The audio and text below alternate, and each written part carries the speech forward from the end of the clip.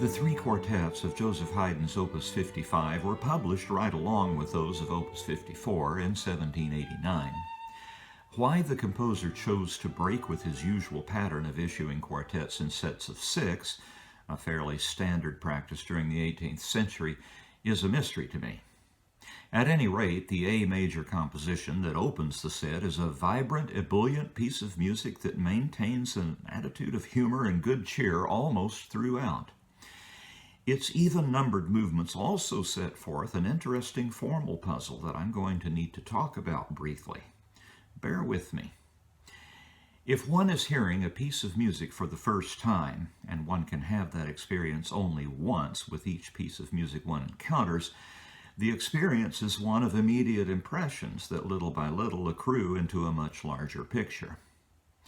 One of the things that will happen is that the overall form gradually comes into view, and with some compositions that comes easier than with others. It is, of course, possible to be surprised if one has allowed one's expectations to be built up through careful listening and critical thought. And in the case of movements 2 and 4 of the present work, one is going to arrive at the conclusion that one is hearing a sonata form work once what is clearly an exposition in that form has run its course. If we then hear a repeat of that exposition, it's obvious that we're hearing a work in sonata form, and we can, from that point, understand the piece in those terms. The development will begin in a way that clearly defines it as such from the outset, and we can then entertain ourselves with the question of how regular or irregular the recapitulation is, and what is the nature of the coda, if any. There are times, however, when the exposition repeat that we imagine ourselves to be hearing leaves its previous path and enters the movement's development. At that point, we might surmise that the piece is in the hybrid form known as sonata rondo, with the return of the main theme at the beginning of the development serving as the first return of the movement's refrain. And if the recapitulation then behaves properly, with the second theme brought back in the home key, we're justified in describing the form as a standard sonata rondo. Keep those descriptions in mind, and it will come clear to you just how different movements 2 and 4 are from either of those norms, and how similarly so. The first movement is, of course, a large sonata form movement in the quartet's tonic key that affords plenty of opportunity for virtuosic display by the first violinist, but also includes passages that sing sweetly, such as the Mozartian second subject in Gavotte rhythm, the theme I've identified as 2B. The development section is an unusually tuneful one, and the themes are somewhat reduced on their return at the recap. A brief coda brings the movement to a bravura close. In this quartet, Haydn has adopted the strategy of couching his first, third, and fourth movements in the tonic key with the slow tempo second movement set in the composition's warmer subdominant key. This movement is just remarkable, an unusual specimen of the hybrid sonata rondo form I outlined earlier, whose sweet main theme is first sung in its entirety by the second violin, with the first violin then restating it an octave higher. The second theme begins as a transposition of the first, a touch of monothematicism that we also encountered during movement 1. And as the piece continues to unfold, it little by little becomes apparent that this is no garden variety sonata rondo form movement. Most notably, the second theme goes completely missing during the recap, being replaced, apparently, by an extravagant ensemble cadenza followed by a brief coda.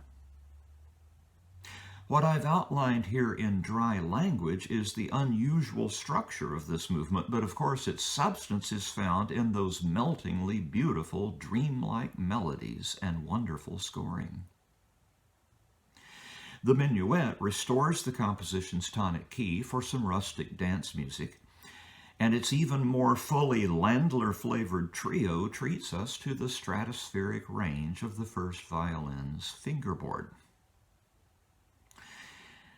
No doubt the most unusual feature of this quartet is the fact that the second and fourth movements apparently follow the same made-to-order form, quite unlike anything you're likely to find in an analysis textbook. If you were simply to let your ear guide you, this is what you would encounter during this mercurial movement. An A major first theme in 2 repeated strains, obviously constructed so as to serve also as the refrain of a sonata rondo form movement, then a brief transitional phrase, then a second theme in E major cobbled together of a number of contrasting motives, then a bridge to an apparent exposition repeat. Let's pause and consider. What we've heard so far is clearly the exposition of a sonata form movement in A major.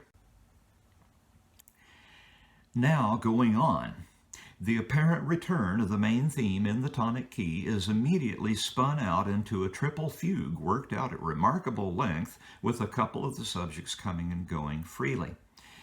This fugue, based as it is on the refrain's head motive, then serves as both the first return of the refrain and as the movement's development section, the second contrasting episode in rondo terms. A brief retransition sets up the return of the main theme at the recapitulation, also serving as the second return of the refrain, and we hear only the theme's first strain, which is harmonically closed. As in movement 2, the second theme then is omitted. Instead, we're launched directly into a multi-part coda that finishes the work in the highest of spirits. Now, I just gave you a map of the territory. A map is a useful thing to have, but the territory is far, far more interesting than the map. I hope you enjoy this performance by the Kodály Quartet, available on the Naxos label.